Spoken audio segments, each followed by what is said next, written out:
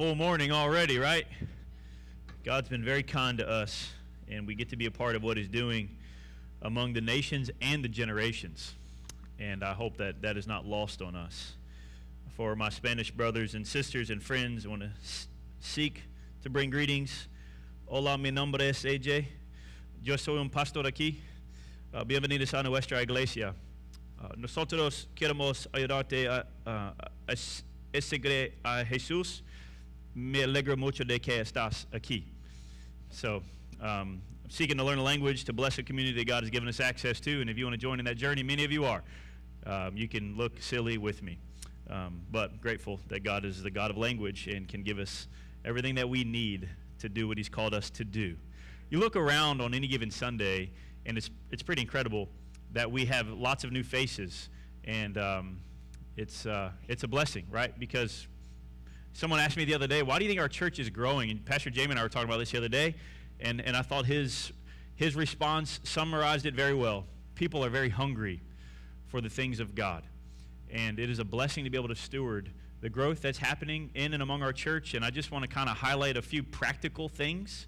When you come in on a Sunday, if this is your church body or member here, I would encourage you to think of others before you consider your own interests. So if you're able, when you come, give up a seat that you're accustomed to sitting in. Come forward, sit in the middle, so that when people come and they're not really sure where to sit, maybe they can grab somewhere that's a little easier for them to find. Our parking, obviously.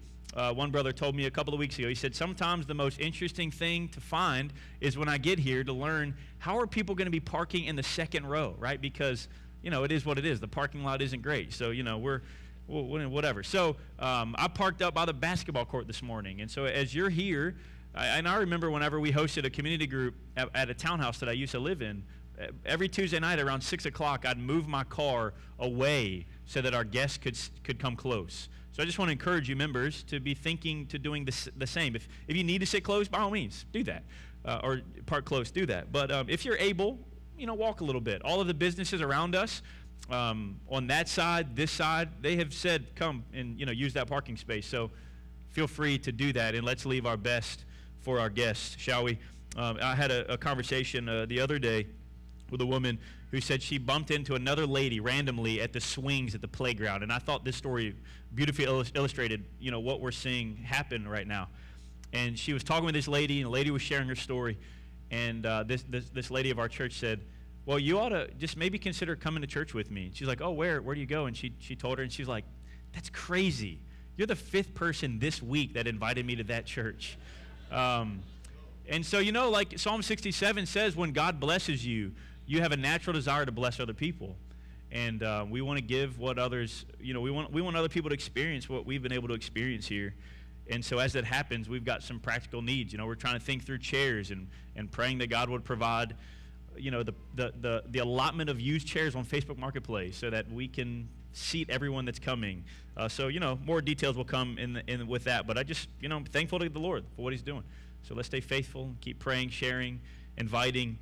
And the work that we're doing today, not just in Malaysia, but in Martinsburg, will echo to the ends of the earth and all throughout eternity. But as I've been looking at Genesis 37, we started the Joseph narrative last week, and I encourage you, maybe you're doing this to just start in Genesis 37 and read to chapter 50 regularly. Maybe you can't do it in one sitting. Maybe it's like one chapter a day. But it's really fascinating as you get the whole narrative or story in your mind, because you start making connections. We can see how this story finishes. And as we're able to have that perspective, it informs as we're reading each passage. Joseph, of course, in the moment would not know how all of this is going to work out. One day he would, and he would grasp some realities that we should be grasping now as we see the full picture. And so I want to encourage you to continue to do that. Chapter 38 is a very interesting chapter, and we'll be reading that at our kitchen table this week, and maybe you'll be doing the same.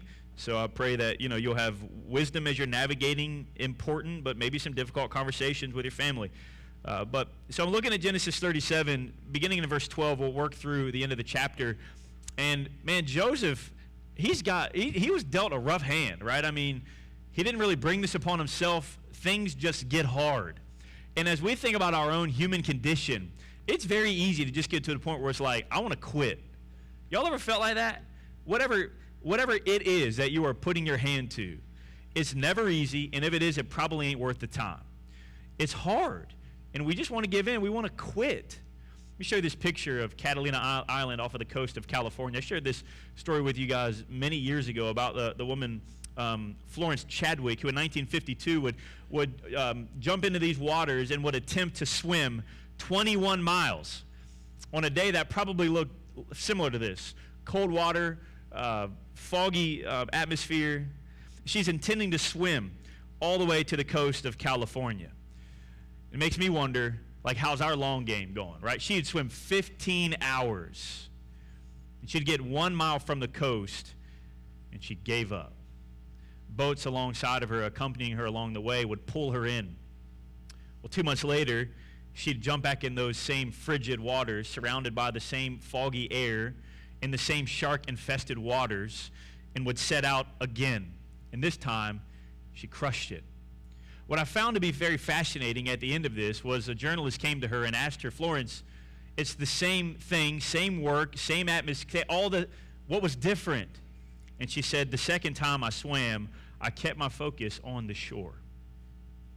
So as we're looking at the story of Joseph, we see a man who is in the deep right now, as we find him in Genesis 37, but certainly is a man who would keep his focus at the end.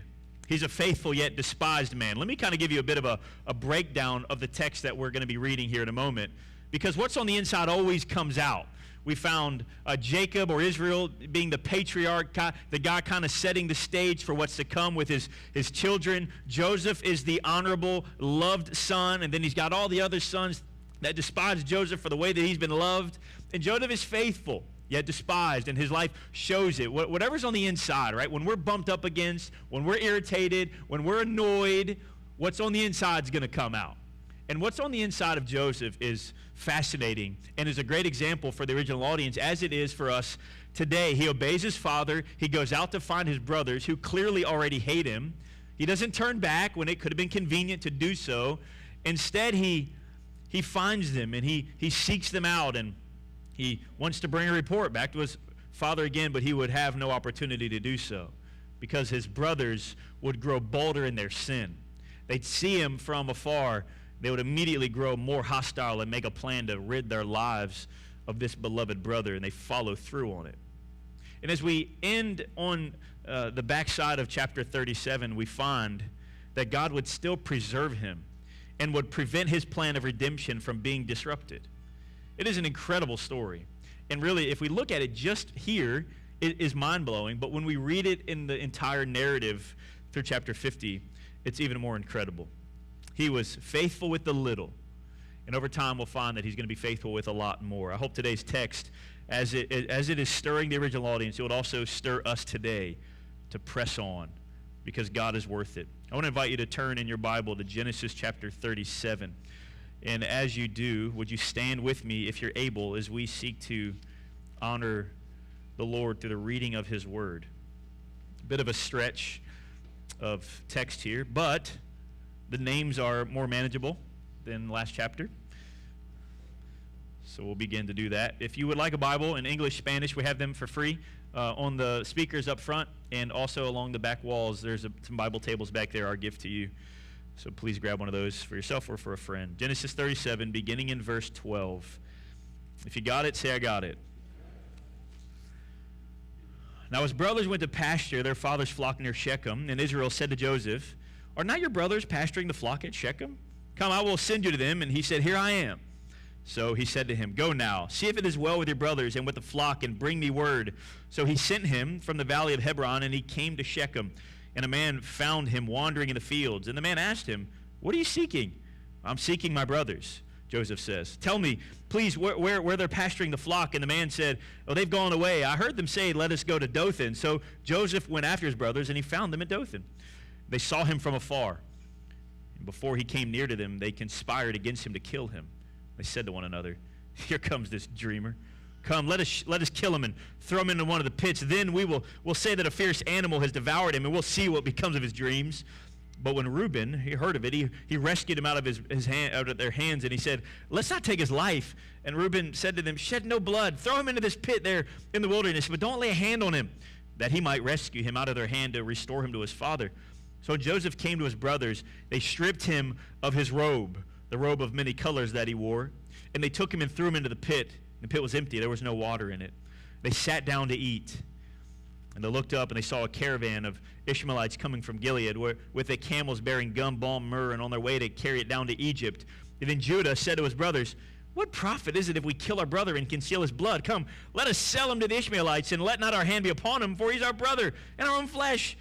And the brothers listened to him. The Midianite traders passed by, and they drew Joseph and lifted him up out of the pit, and they sold him to the Ishmaelites for 20 shekels of silver. And they took Joseph to Egypt. When Reuben returned to the pit and saw that Joseph was not in the pit, he tore his clothes, and he returned to his brothers, and he said, the boy's gone, and where shall I go? They took Joseph's robe, and they slaughtered a goat and dipped the robe in the blood. And they sent the robe of many colors and brought it to their father, and he said, this we found. Please identify whether it is your son's robe or not. And he identified it and said, this is my son's robe. A fierce animal has devoured him. Joseph is without doubt torn to pieces. And then Jacob tore his garments and put sackcloth on his loins and mourned for his son for many days. And all his sons and all his daughters rose up to comfort him, but he refused to be comforted. And he said, no, I shall go down to Sheol to my son mourning. Thus his father went for him. Meanwhile, the Midianites had sold him in Egypt to Potiphar, an officer of Pharaoh, the captain of the guard. Lord, this is your word. And so I pray that as we open it, you would open our eyes to behold wondrous things of your law.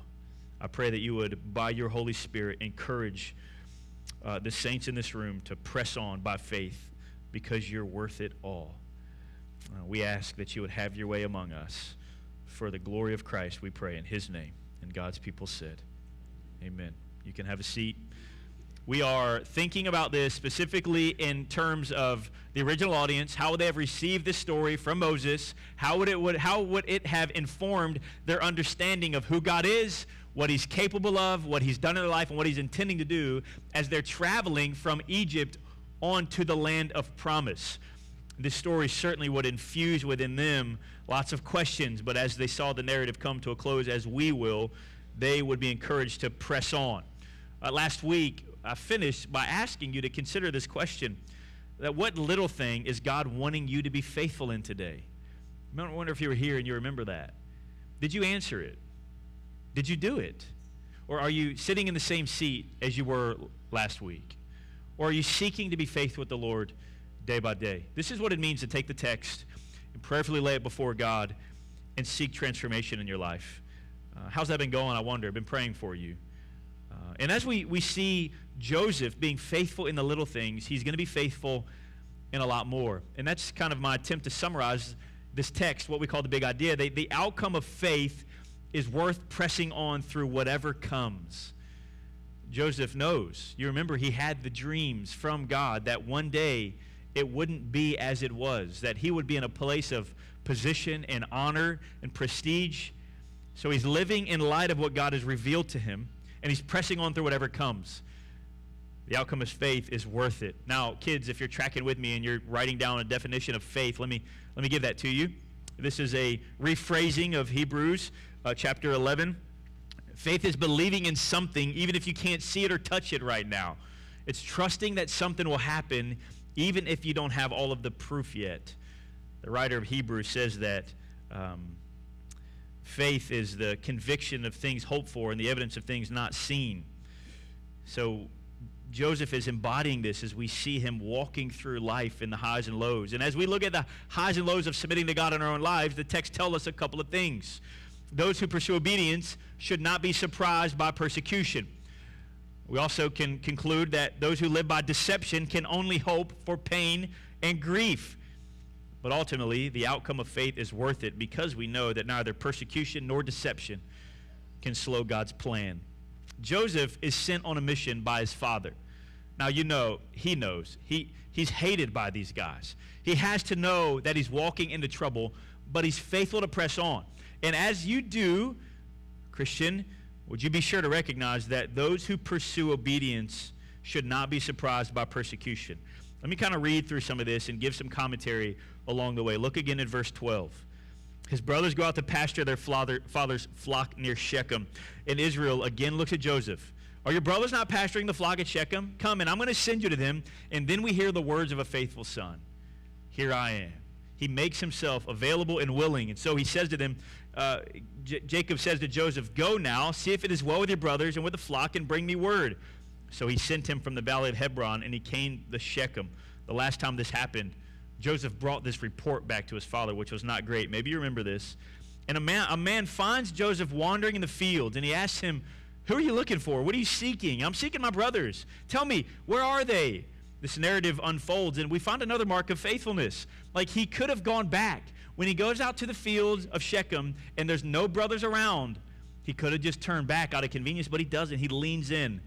So he hunts them down in Dothan. Verse 18 says he saw them from afar, and before they came near, they're conspiring against him, and they want to kill him. Here comes this dreamer. 37:2, you remember, says that they hated him so much they couldn't even speak peacefully to him. And yet here they are, as their hatred has grown. They can't even speak peacefully about him. Verse 20, let's kill him. Let's throw him in one of these pits. Then we'll say that some fierce animal, the sons of the deceiver, Jacob, are now embodying who their father used to be. Do you see it? Interestingly, the firstborn comes to his aid, Reuben, in verse 21, and he rescues them out of their hands with the intention to get him back to their father. He's like, shed no blood. 22, throw him in the pit in the wilderness. Don't lay hands on him. So Joseph comes near. They strip him of his robe, the robe of many colors that he wore, and they took him and they threw him into the pit. It was empty. There's no water. And if we're ever wondering truly what is the nature of these brothers, we find it here in verse 25. They have set their brother aside essentially to die, and they still have an appetite. They sat down to eat, is what verse 25 says. They look up and they see a caravan of Ishmaelites coming from Gilead with their camels and all the things, and they're going to take it down to Egypt. And Judah says to his brothers, now as you're reading through this narrative through the end of chapter 50, you will see the transformation of this man Judah. It's fascinating. Let us remember now what his character was. He's looking for a prophet through his own brother. What profit is it if we kill our brother and conceal his blood? Like, let's just sell him. Let not our hand be upon him. He's our brother in our own flesh. And they listened to him. And the traders passed by, and they drew Joseph up, and they lifted him out of the pit, and they sold him away. 20 shekels of silver. We know of another who would be sold for a cheap price by his own. Jesus would be the better Joseph. They passed by. They send him away. See, those who pursue obedience should not be surprised by persecution. There is a meaningful takeaway for the original audience, just as there would be for us today. I was talking with a newish believer a couple of days ago, and we were kind of chewing on the reality that when someone truly walks in obedience to the Lord, and they join a church body and they're baptized, this is not like a guarantee, but it is often the case. Life gets harder. It's almost like when you're walking in obedience to the Lord, you are willingly put a stamp on your back for the enemy to say, like, here I am. And so when we pursue obedience, life at times just gets harder. And as we live in the West, we downplay or even kind of discredit the unseen realm. But Paul says in the book of Ephesians that we don't battle against flesh and blood. There is a spiritual war going on around us. And when we live as if that doesn't exist, we follow Christ in obedience and life gets harder, we wonder like, well, maybe God isn't who he said he was in the first place. But when we live distinct lives, it ought to bring about some sort of opposition. I'm not saying we need to be looking for that, but we ought not be surprised. You remember that God would use dreams during this Near Eastern time to communicate to Joseph that something of grandeur is going to be happening in his life, that his brothers will bow down to him. Even his father will bow down to him. His father ponders, but his brothers plot. They see him from afar, and here comes this dreamer. Let's kill him and throw him into one of the pits. Is Joseph coming to oppose them? No, he's simply walking in obedience to his father. But the wicked flee when no one pursues. And in a culture that is growing in hostility to the gospel, I wonder, like when you're in your workplace or on the court or in the classroom, and things get a little awkward or difficult or uncomfortable because you're walking in obedience, and you got guys that are like poking at you, or making passive aggressive remarks, or kind of, you just going to go along with it? Like, what do you like when you're walking in obedience? We ought to expect things to just get a little hairy sometimes, because when you follow Jesus, your direction changes. Your relationships are affected. And if they're not, then you might not be living distinctly enough. I'm not saying that that's the goal, to just look for friction in our relationships, but oftentimes it's an inevitable outcome. It's going to happen. Those who pursue obedience should not be surprised by persecution. We don't run to it, nor do we run from it. Joseph is walking in obedience, and things get hard. I wonder how you've experienced that as a follower of Christ, if you have. I remember in my high school years playing baseball, we traveled down to Myrtle Beach one year to play in a tournament. And we're out in the Atlantic, and my buddies are all there, and we're hanging out, and then they realize, like, oh, I've got a funny joke. AJ's the Christian. Hey, Moses, part the Red Sea. Like, you want to... And then that was my nickname. Even some friends that see me now, it's like they forgot my name is AJ. It's Moses. That's my... Yeah. So you deny him in the little things, you will deny him with a lot more. Joseph is having plenty of opportunities to kind of like tuck tail and get out. It's hard. It's inconvenient. But he presses on. His challenges are only beginning, though. And from what happens next, we'll quickly learn that those who live by deception can only hope for pain and for grief. Look at Genesis 37:29. So they do the thing, right? They see him coming. They plot against him. They sell him away. Reuben, though, the one who wanted to rescue him out of their hands and give him back to his father, in verse 29, we find the first deception. He returns to the pit, and he saw that Joseph was not in there, and he tore his clothes. He was deceived by his own brothers. And he returns to them, and he's like, this boy's gone. Where shall I go?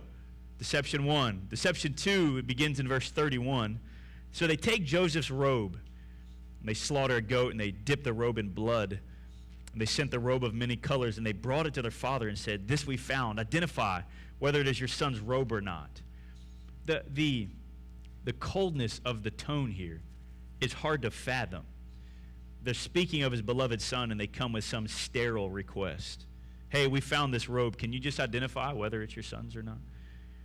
One commentator mentioning here says the deceiver Jacob is being deceived by his sons.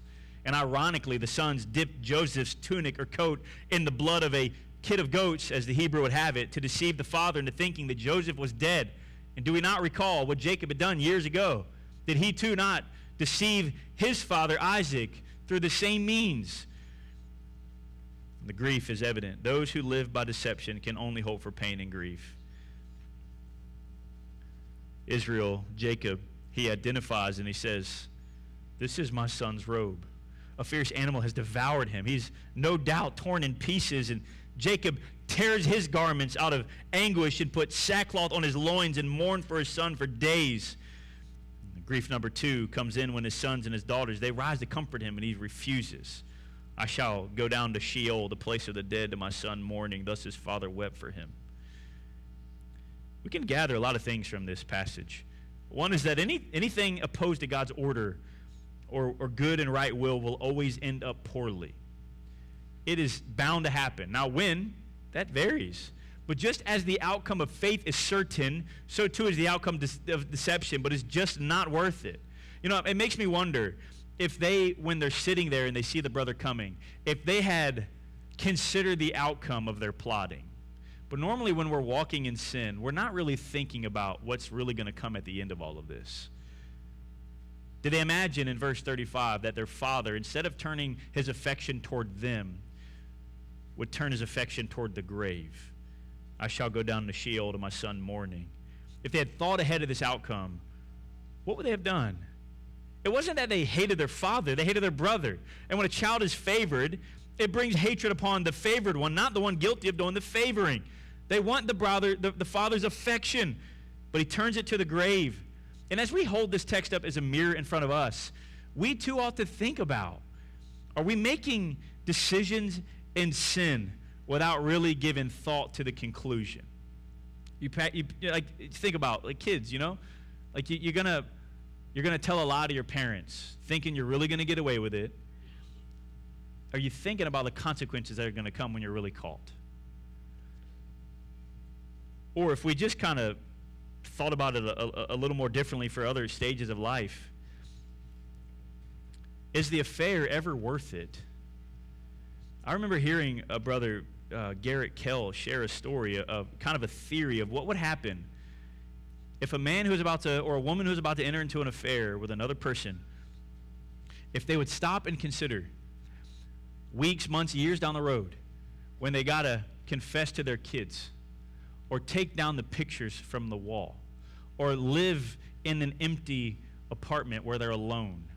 If we consider the outcome of our sinful decisions, what impact might that have on us? And if his brothers had thought, this probably isn't going to go the way we want, would they have done things any differently? I don't know. But those who live by deception can only hope for pain.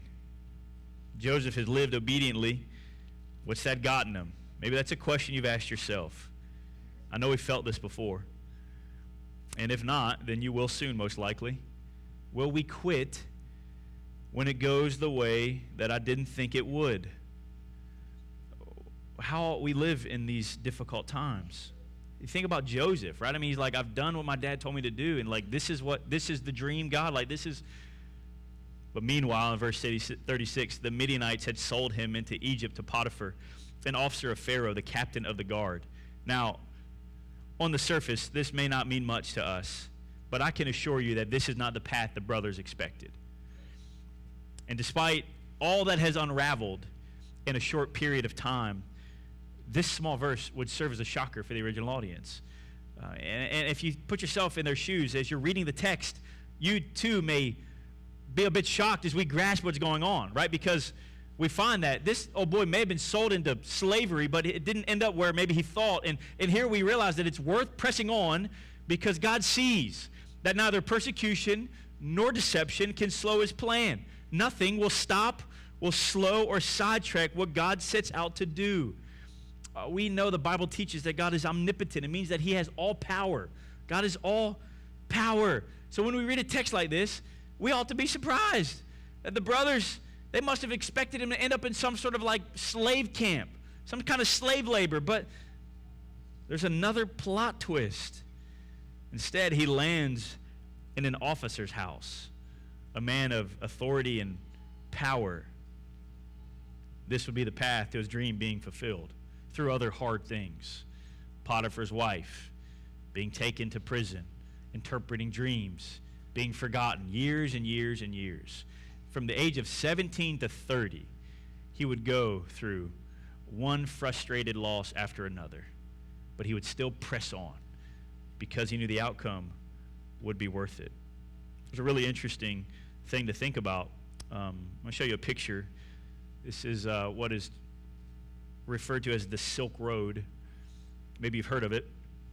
Several wicked empires over several years would rise and fall, and over time this trade route would be established to serve their own purposes. And in so doing, new trade routes and cities would be built, and without realizing it, they're creating opportunities for missionaries to travel along this road. The Silk Road would not just be known as a route of trading for peoples, but it would be known as a key route for exchanging ideas, and this would give the gospel opportunity to spread among peoples where they otherwise would not have had access. I just kind of think about human history and how God does things in our lives and throughout our lives that we never would have been able to anticipate. How God would use something like the Silk Road to reach those, despite the Silk Road being built by those opposed to him. You know, the same kind of story is true right here for Joseph. This hardship is not done. In the coming years, he'll be lied about. He'll be wrongfully imprisoned. He'll be forgotten by those that he helped. He'll be left behind time after time after time. This dude is going to have an opportunity to wonder, God, what about? I thought you said. It's easy to quit when it gets hard. But through it all, God has a plan. Now, we know how this story unfolds. And Joseph would grasp by faith the message that we are coming to admire, that the outcome of faith is worth pressing on through whatever comes. In fact, the big idea of this whole short story of Joseph, I would submit to you, is that you can trust that God will employ the power of his sovereign providence to bring about his promises. He always does what he says he will do. Nothing can stop him. Nothing can slow him. There's no God like this God. He reaches down into humanity and he accomplishes what he set out to accomplish. Ultimately, we know that Joseph is not the hope. He's not even the line that Jesus would come from. He comes from his wicked brother Judah's line after he is with a woman in Genesis 38 that he never should have put his hands on. And Matthew 1 tells this incredible story that Jesus, the Messiah, would come from the line of wicked people to save people like us. This is an incredible story. As we look at Genesis, we finally see one that maybe it makes sense for God to use to redeem people. It's not Joseph. It'd be through the line of Judah. We'll see that in the coming weeks, but I hope that you will pause and just consider this fact. That it's not a matter of like, am I clean enough? Am I right enough? Am I good enough? When God reaches down and he saves souls and he changes lives, he uses them. And if you experience the power of the gospel and its transformative work in your life, then you know this to be true. But if you don't know Christ, today could be the day. It's not a matter of like, well, I'm not like Joseph, I'm more like Judah. Then you're in the perfect position to experience the power of God. Who Jesus would come and live among us, die in our place, taking on our debt, and rising from the dead so that whoever would trust in him would have freedom of sin. And because of that, the question and answer that comes from the Heidelberg Catechism can be your reality. I want to finish by just thinking through this question and answer. The Heidelberg Catechism says, how does the knowledge of God's creation and providence help us? Providence being God's intimate involvement in the day-to-day details of our lives. How does the knowledge of God's creation and providence help us? Because that's exactly what we see happening in the story of Joseph. We can be patient when things go against us. We can be thankful when things go well. And for the future, we can have confidence, good confidence in our faithful God and Father that nothing in creation will separate us from his love. For all creatures are so completely in God's hand that without his will, they can neither move nor be moved.